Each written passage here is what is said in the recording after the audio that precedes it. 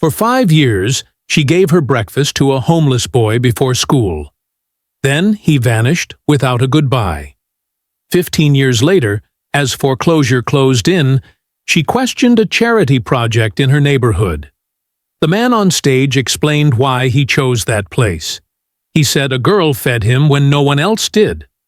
Then he looked at her. Before we go any further, we'd love for you to hit that subscribe button. Your support means the world to us, and it helps us bring you better stories. Now, let's begin. Briarwood was a neighborhood defined by the restless harmony of sirens and the hollow rattle of school buses rolling past boarded-up windows. Nia Carter's mornings always began before the sun dared to crest the horizon, waking to the scent of her mother's quiet industry. In the dim kitchen light, her mother's hands moved with practiced rhythm, folding warmth and sustenance into silver foil bundles. Nia would accept the offering in silence, sliding it into her backpack beside the heavy weight of her math textbook, a daily ritual that bridged the safety of home and the uncertainty of the streets. At 10 years old, Nia already possessed a weary wisdom. She understood how hunger could hollow a person out, and she had mastered the art of walking quickly, with a gaze that saw everything while appearing to see nothing. 2 blocks from the sanctuary of her school sat the skeleton of an abandoned construction project, a monument to stalled ambition behind a rusted chain-link fence. Concrete pillars rose from the earth like the bleached ribs of a leviathan, and the wind seemingly conspired to trap every stray wrapper and piece of debris against the dirt floor. They most walked past it without a second glance, but Nia noticed it, primarily because she knew the shadows harbored a heartbeat. The boy was named Lucas Hale. He was pale and angular, possessing a fragility that felt dangerously out of place for a child on these streets. She learned his identity only through the glimpse of a torn library card he guarded in his pocket, a talisman proving he had once belonged to a world of order and catalogs. Since the death of his parents, the adult world had become a series of closed doors. Now, he slept on flattened cardboard and kept his shoes laced tight even in sleep, eternally prepared to run. The first time Nia intervened, words felt unnecessary. She paused at the perimeter of the fence, scanning the street for witnesses, before crouching to slide the foil-wrapped package through a gap in the links. Lucas stared at the silver object, then at her, his expression a fractured mosaic of mistrust. When he finally reached for it, his fingers trembled, revealing bitten nails and a dark bruise blooming on his wrist. Nia swallowed the lump in her throat, stood up, and resumed her walk without looking back. The next day, she returned, and the day after that. It evolved into a silent liturgy that spanned 5 years. Through the turning seasons, Nia appeared, sometimes with her hood drawn tight against the biting mist, shoulders hunched, other times sweating in thin canvas sneakers as the sun baked the pavement. Lucas was a constant fixture, tucked deep within the protective shade of the concrete ribs, his eyes sharp and alert. Their verbal exchanges were rare, hoarding words like currency. "Left side's blocked," Lucas murmured one morning, nodding toward the street corner. "Police!" Nia simply nodded, adjusting her path. It was enough. Occasionally, she lingered, sitting on the dry curb, not close enough to intrude, but near enough to serve as a sentinel against his loneliness. She would pick at a loose thread on her sleeve, letting the drone of city traffic fill the silence while Lucas ate with agonizing slowness, savoring every bite. Once, he broke a portion of bread and slid it across the dirt toward her. "You take it," he said, his voice rough from disuse. Nia shook her head, tapping her stomach with a feigned satisfaction. "I'm full." She wasn't. Her own hunger would wait until third period, manifesting as a dull ache that made her pencil feel like lead in her hand. Her vigilance did not go unobserved. In the school corridors, whispers circulated like drafts. A girl named Tasha murmured loud enough to be heard that Nia was feeding the stray by the construction site, while older boys tossed jagged laughter in her direction, labeling Lucas as nothing more than trouble waiting to happen. Nia met their taunts with a flat, impenetrable expression, opening her notebook and shutting them out. At home, the deficit in the pantry did not escape her mother's notice. Yet, there was no scolding, no demand for an explanation. One evening, her mother simply placed an extra loaf of bread on the dinner table, setting it significantly closer to Nia than to anyone else. It was a silent permission, a quiet acknowledgement of the heart her daughter was growing. By the time Nia turned 15, Lucas had grown taller, though the gauntness never quite left him. He had begun to impose order on his chaos, stacking discarded boards and sweeping away shattered glass, transforming his corner of the ruins into something less like a trap and more like a shelter. For the first time, Nia allowed herself the dangerous luxury of thinking he might survive this. Then came a Monday morning. Nia reached the familiar section of the fence, the foil warm in her hand, only to be stopped cold by a sound that tore through the morning air. It was the high-pitched, grinding scream of industrial drills. The mechanical shriek of drills tore through the morning silence, a violent and dissonant sound that felt entirely wrong for the stillness of the hour. Nia slowed her pace, the strap of her backpack digging into her shoulder as she took in the transformation. The abandoned sanctuary was swarming with activity. Men in high-visibility orange vests moved with purpose inside the lot, their heavy boots crunching over the gravel that Lucas had once swept into meticulous, orderly lines. Panic rose in her throat as she approached the fence, her eyes frantically searching the shadowed corner where the concrete ribs met the earth. The flattened cardboard was gone. The blue tarp, which had served as a shield against the rain, had vanished. A worker near the perimeter noticed her staring. He paused, wiping sweat from his forehead with a gloved hand, and waved her away with a dismissive gesture. "Where is the boy who stays here?" Nia asked, her voice emerging smaller and more fragile than she intended. The man shrugged, barely looking up from his task. "Cleared the lot out before dawn," he said, his voice flat. "Private property now. The squatter ran off the second we cut the lock. He cursed loud, jumped the back wall, and disappeared." Nia stood rooted to the spot long after the man turned away. Part of her expected Lucas to materialize from behind a pillar, half smiling and ready to apologize for the disruption. But the shadows remained empty. A foreman's whistle blew, piercing the air, and the men resumed their work. Nia tucked the foil-wrapped breakfast back into her bag and forced herself to walk toward school. The rhythm of her world had snapped. Each step felt disjointed, as if she were walking down a staircase and had missed a step in the dark. She returned the next day, and the day after that. The chain-link fence had been extended, topped with new wire, and plastered with signs warning of prosecution for trespassing. On her walks, she scanned the narrow alleys and checked the benches at the bus stop, straining to hear the familiar rasp of his cough. There was nothing but the city's indifference. Weeks bled into months, and Briarwood continued its relentless forward march. Rumors drifted through the neighborhood like smoke, lacking substance or heat. One neighbor claimed the boy had been swept up by social services. Another insisted he had stolen tools and fled the state. Nia learned then that rumors are often just the sound people make when they don't know the truth. At school, Tasha leaned against the lockers and asked why Nia looked so drained. "Just homework," Nia lied. It was easier than explaining a grief she had no name for. Life rushed in to fill the vacuum where her routine had been.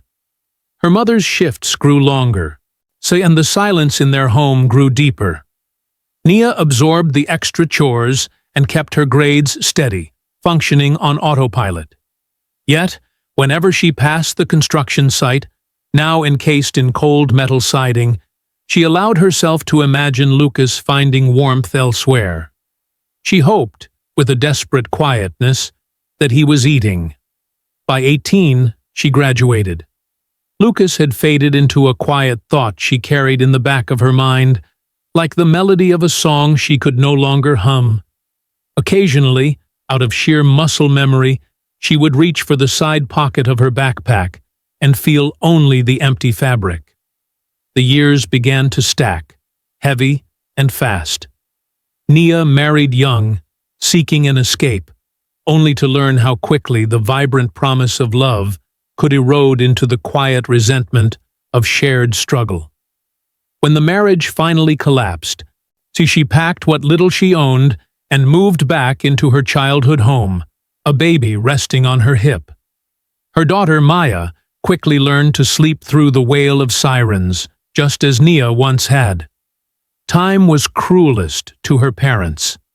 Her father's cough evolved into long, fluorescent-lit hospital nights, and her mother's steady hands began to tremble, no longer able to fold foil with precision. Nia juggled the crushing weight of work and caretaking, memorizing medication schedules and smoothing sheets, paying whatever bills she could manage. When both parents passed away within a year of each other, the house felt cavernous, every creak of the floorboards sounding like an accusation. The bills arrived in stiff, windowed envelopes that piled up on the counter.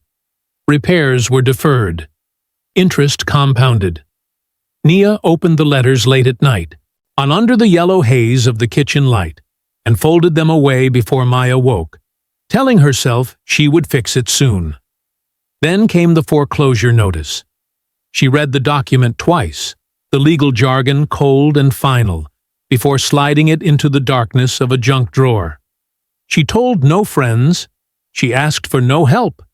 She simply tightened the budget until it snapped and kept showing up to work, wearing her exhaustion like a second skin. When a flyer for a community charity meeting appeared on the break room bulletin board, she picked up a pen. She signed her name not out of hope, but out of the sheer, blinding habit of survival. The community meeting was held in the cavernous hollow of a school auditorium, a space heavy with the scent of industrial floor polish and the musty perfume of old paper. Nia arrived early, claiming a seat near the aisle and keeping her coat buttoned tight, as if to insulate herself against the room's chilly skepticism. Around her, the low hum of conversation revolved around grants and traffic, punctuated by the familiar, tired complaint that nothing in Briarwood ever truly changed. Nia stared blankly at the stage, her thumb tracing the jagged edge of a crack in the vinyl seat. A foundation representative droned through a slide deck first, but the atmosphere shifted perceptibly when the keynote speaker approached the podium. He was understated in his dress, yet he commanded the room with a calm, effortless authority. He spoke of redevelopment, small business grants, and housing repairs, buzzwords that usually drifted past Nia like white noise. Yet, this time, they landed, anchored by a slow, deliberate cadence that suggested he actually believed them. When the floor opened for questions, the air grew thick with grievances about rent spikes and employment. Nia waited, her chest tightening with a familiar cynical ache, before she forced herself to stand. "Why this neighborhood? And why now?" she asked, her voice cutting through the murmurs to ring clear across the hall. "What is it you really want from a place people only remember when it's time to make promises?" The room fell into a hush. The man on stage did not deflect or defend. He simply paused, letting the silence stretch until every eye was fixed on him. "Years ago, I was a boy with nothing in this city," he began, his voice dropping an octave, intimate despite the microphone. There was a girl who walked past me every morning. She didn't look away. She stopped. She fed me when the rest of the world pretended I was invisible. That corner of Briarwood taught me what kindness looks like. I never forgot it. The air seemed to vanish from the room. Nia's fingers went numb against the seat back. Then, looking directly at her, he spoke her name. Faces turned in her direction, whispering, but the sound was underwater to Nia. She watched the man's eyes narrow slightly, searching her features to confirm what his heart already knew. He smiled then, a careful, tentative expression, as if he were holding something incredibly fragile. The crowd eventually swarmed him, but Nia remained seated, anchored by shock, until the room began to empty. When she finally rose, her legs felt unsteady. He found her near the exit, stepping away from his handlers the moment he saw her. Up close, the transformation was undeniable. Broad shoulders filling out a tailored suit, on deep lines etched at the corners of his eyes. But the way he tilted his head to listen was a ghost from the past. It was Lucas. Their initial conversation was a series of breathless fragments, stunned questions of where and how, before time pressed in on them. He asked to buy her dinner. Nia hesitated, calculating the time, then agreed. In the quiet booth of a nearby diner, the missing years began to unfurl. Lucas spoke without drama, outlining a trajectory of shelters, foster care, and late nights studying under flickering bulbs, a life built on the strategic planning Hunger had taught him. He spoke of a scholarship and a company built brick by brick. Nia filled in the contours of her own life, just as plainly, speaking of Maya, her work, and the recent loss of her parents. She left the silence heavy around the topic of the bank and the letters in the drawer. Lucas, however, had not lost his observational skills. He noticed the way she mentally tallied the bill before ordering the cheapest dessert. He saw how she glanced at her phone when it buzzed with a relentless, vibrating demand, only to flip it face down on the table without answering. They met again, and then again. He walked with her and Maya to the park, falling into a rhythm where he listened far more than he spoke, never prying into the past unless Nia opened the door first. She found a strange safety in the quiet. One night, after watching them disappear behind the peeling front door of her childhood home, Lucas sat in his car for a long time. He thought about the girl who had never once asked for credit for saving his life, and he realized he needed to understand the full extent of her silence before he dared to step closer. Lucas engaged the private investigator the very next morning, driven not by suspicion, but by a protective instinct that demanded clarity before he dared to offer hope. He requested hard facts rather than neighborhood gossip, property records, court filings, and financial timelines. The resulting report was a heavy document, dense with the tragedy of ordinary life. It detailed the erosion of her parents' savings through medical bills, the years of deferred maintenance on the family home, and, most damning of all, a foreclosure notice with a sale date circled in unforgiving red ink, only days away.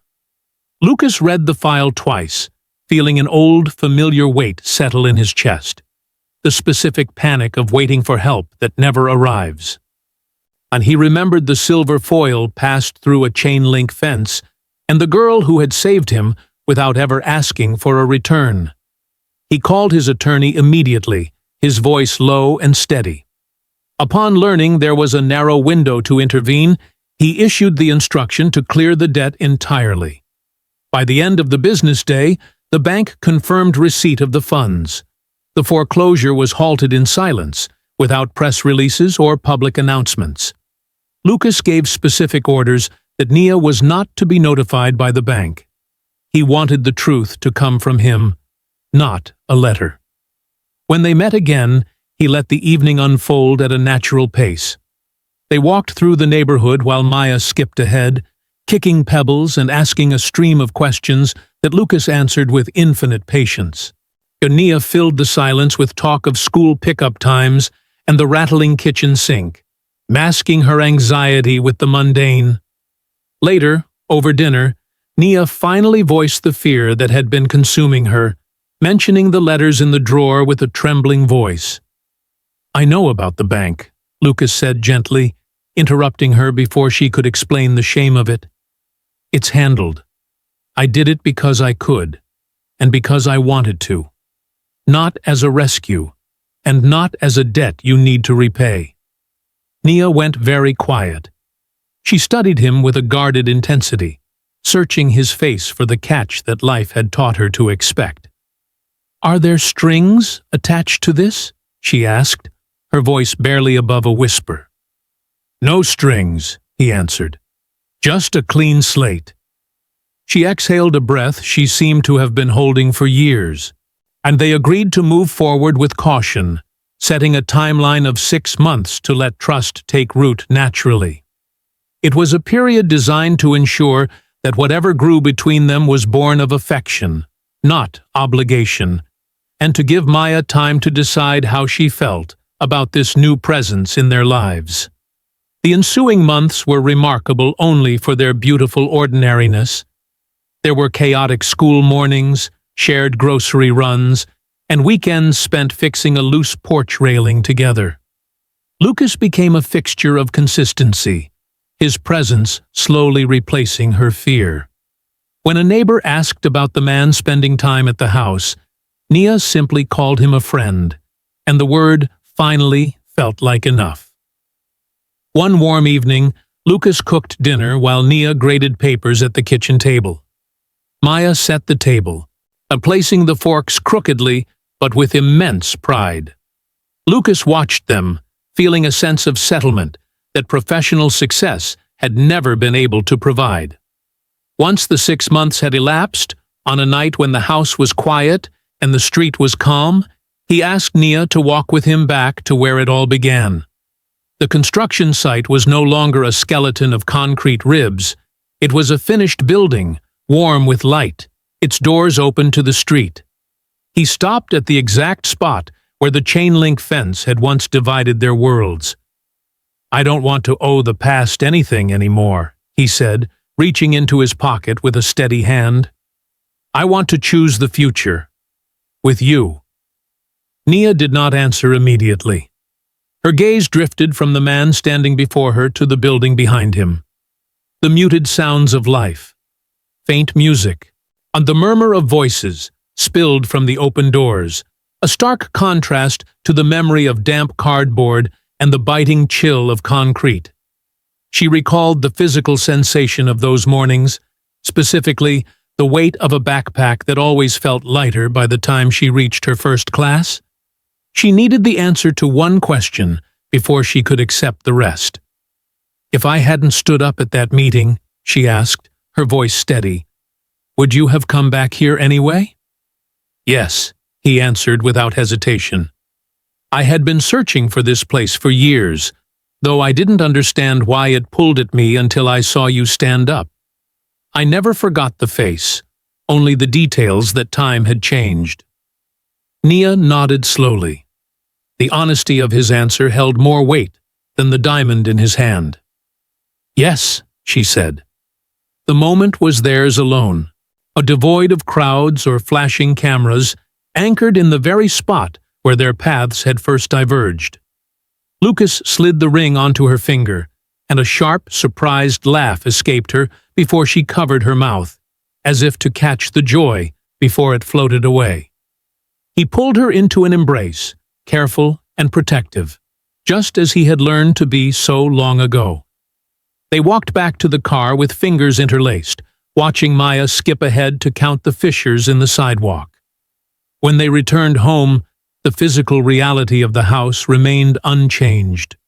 The paint was still peeling, and the kitchen sink still rattled. But the heavy, suffocating atmosphere of fear had finally evaporated. They married the following spring. It was an intimate ceremony, with neighbors filling the yard and spilling onto the porch. Occasionally, a whisper would drift through the crowd about how far Nia had come, But she paid it no mind, choosing instead to watch Maya dance in dress shoes that were still a size too big. There was a tacit agreement between them. Lucas never spoke of saving her home, and Nia never spoke of saving his life. The past was treated with respect, understood as a shared history rather than a debt to be repaid.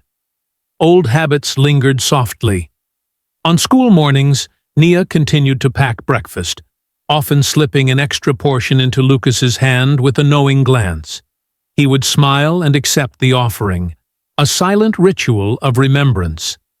Years later, whenever reporters asked why he chose Briarwood for his flagship project, Lucas gave the same answer every time.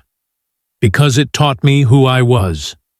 Nia would listen from the back of the room, her arms folded, standing grounded and still. She no longer froze at the sound of her name or the attention of the crowd. She knew exactly who she was, and she understood the weight of what she had done. She had given without demanding a glimpse of the future.